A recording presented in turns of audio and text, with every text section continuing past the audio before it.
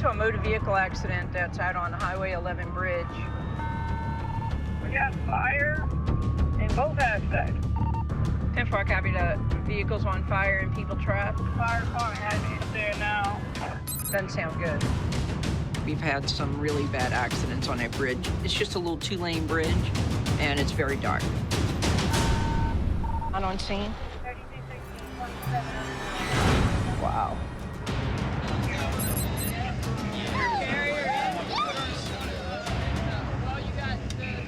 She was in her seat. There's a 3-year-old in the car also was in her seat. Got a busted nose. Mom's probably got a broken arm. There's nobody in the other vehicle. This is the occupant of the other vehicle. Oh, okay. So we have 4 total? Yeah. All right. We get a call for MVA. There are 2 vehicles, one that is still smoking and another that has 2 children in it, along with the driver. The driver of the car that caught on fire, she was very lucky. Apparently a passerby stopped and opened the door and helped her out of the vehicle before it got fully engulfed in flames. We got her out. I had to move her. Like I said, I wasn't sure of any kind of spinal issue.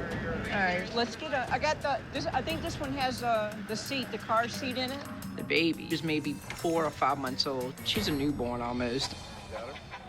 I see some brush burns on her, like little abrasions to the head. All right. She starts crying, so that's always a good sign. Oh, my goodness. Because that means that they're feeling any pain that they might have and that they're scared and know what's going on.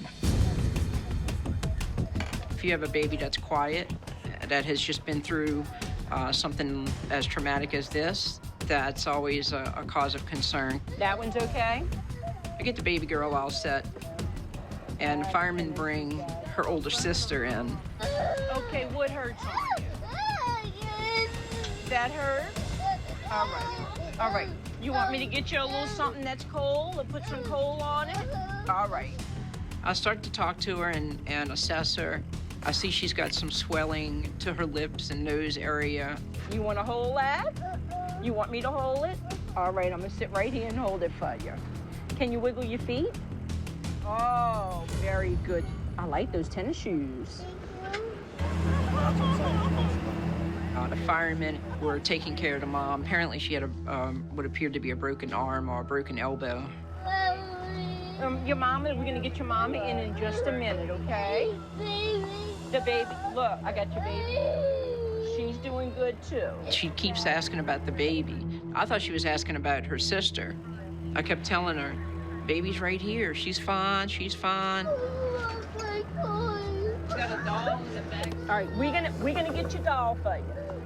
Come to find out, she was talking about her baby doll. Christine's gonna go get your doll, okay?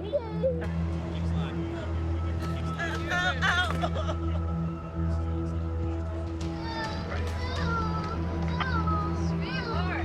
Oh, Christine got your doll. Yay. Right. She's got that little mark on her head. That would meet trauma criteria. The mom is in a lot worse shape than the children, so we need to get her to the doctor. You're all right with them going to Oshner, or you want them at university? The 2 children, they were very lucky that they were properly secured in car seats, and that's the only thing that saved their lives. If that hadn't have been in play, I'm almost pretty sure there would have been at least 1 fatality, if not 2.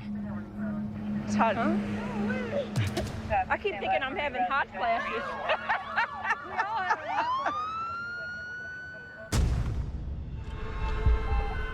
47-year-old female, possible stroke. She has numbness on the left side. She is completely alert. She's breathing normally, unable to feel her tongue. 10-4, thank you.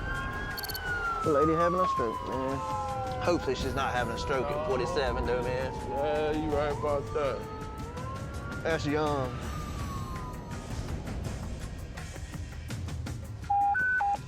Here she go. How you doing? What's going on, my man? That's your mom's? What's going on with her? She doesn't feel well? Has she ever had a stroke before? All right, we'll check her out, man. This patient has had a stroke previously this year.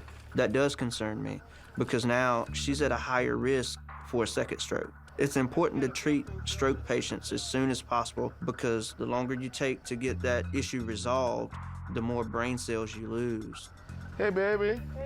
What's going on with you today? Hello. My tongue's numb. All right, let me take your mask down for me, sweetie.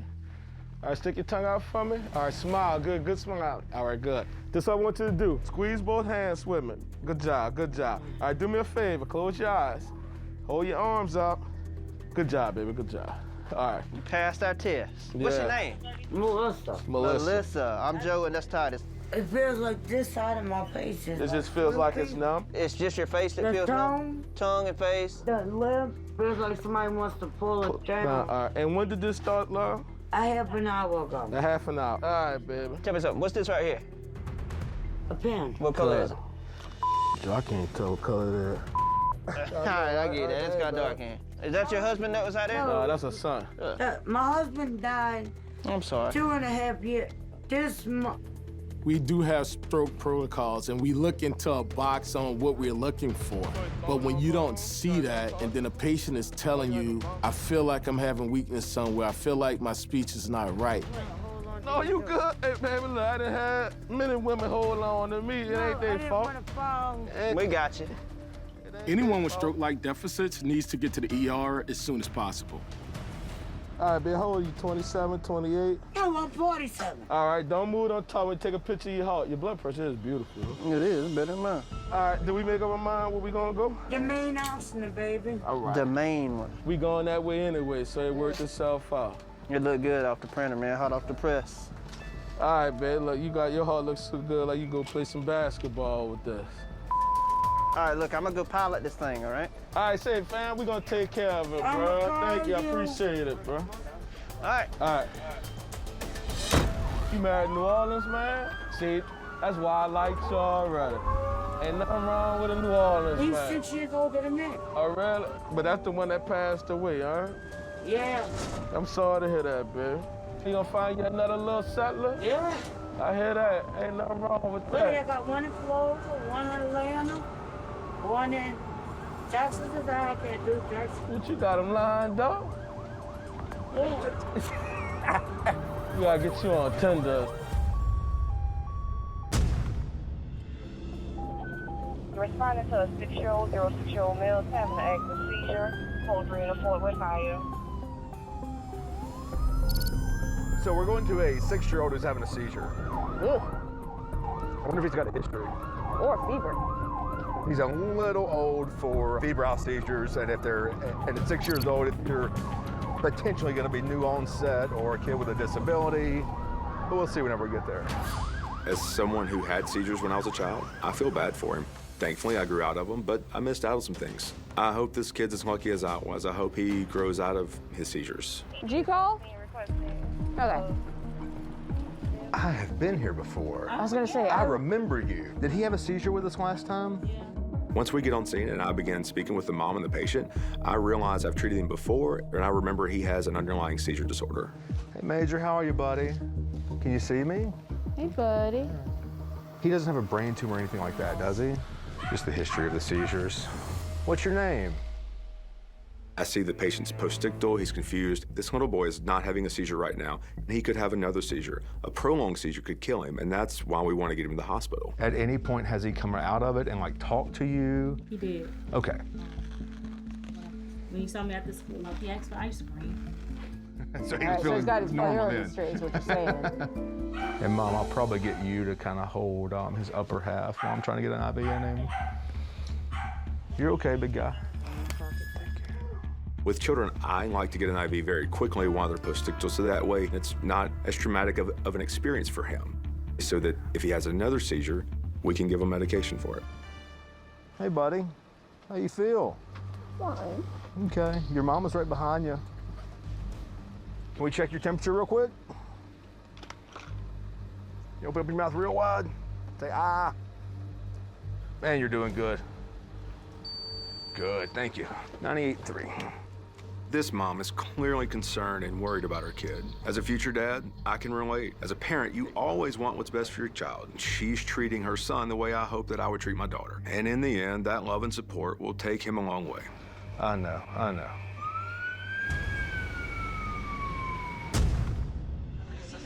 City of New Orleans, 911, what's the emergency? My uncle need an ambulance. He cannot breathe. Is he responding appropriately? Every time he responds, he gotta take breaks. Did he have any flu-like symptoms prior to this? No. Okay, I'm sending the paramedics to help you now. Alpha 3251, can I have a 6060-year-old male short of breath? We're going to a 60-year-old male who's short of breath, difficulty speaking between breaths. He does not have an inhaler, no evidence of coronavirus, which means he probably has coronavirus. We're just kind of throwing out different ideas of what it could be. We're thinking it could be CHF, it could be COVID. So we're just kind of trying to prepare ourselves for what we may find on scene. How you doing, my friend?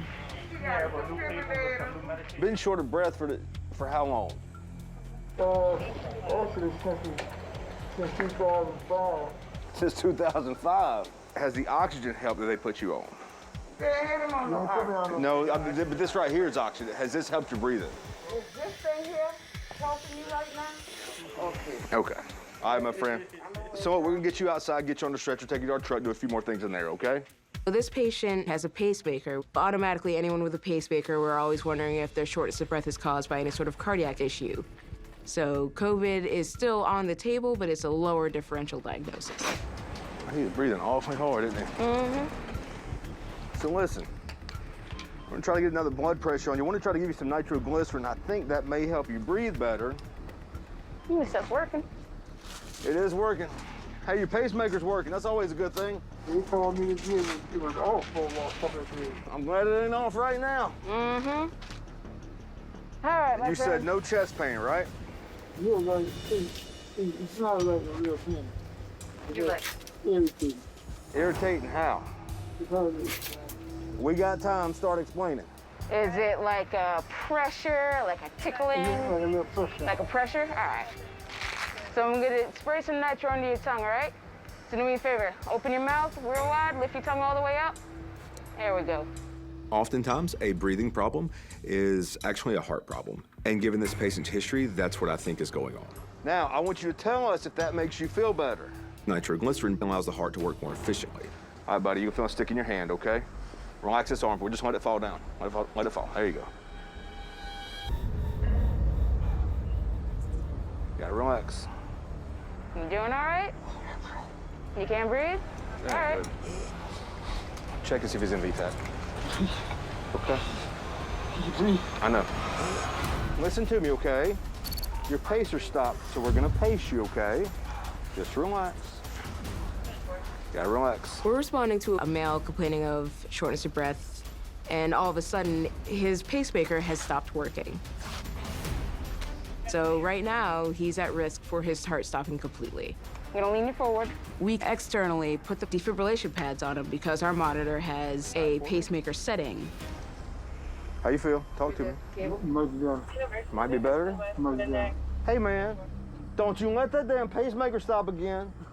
Luckily, his pacemaker then starts to work again, and we don't actually need to deliver any sort of external electricity from our monitor. How do you feel right now? Whole lot better than I was. Better than when we first got here? That spray of nitro helped, didn't it? Yeah, it did. You know, that's one of those cases where we do everything right and then something bad happened in spite of everything we did. Did you see a light? Okay. All right. The light just come to. All right. Good. Don't let it. This man's pacemaker has stopped working. It's malfunctioning. It's not firing all the time when it's supposed to. It will intermittently stop, which is causing him shortness of breath. And once that pacemaker is replaced, all of his symptoms should dissipate. We thought we lost you.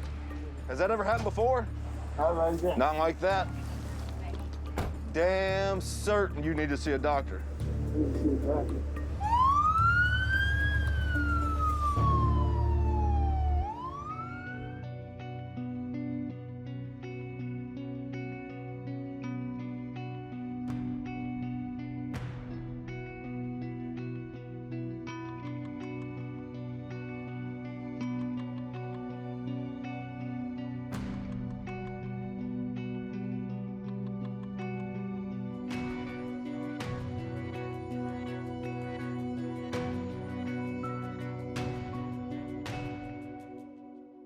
Be safe, be strong. Let's do this. Get that stretcher in here. You're gonna bleed to death. Grab the nozzle, grab the nozzle. You know, they're not dead. I can work with that.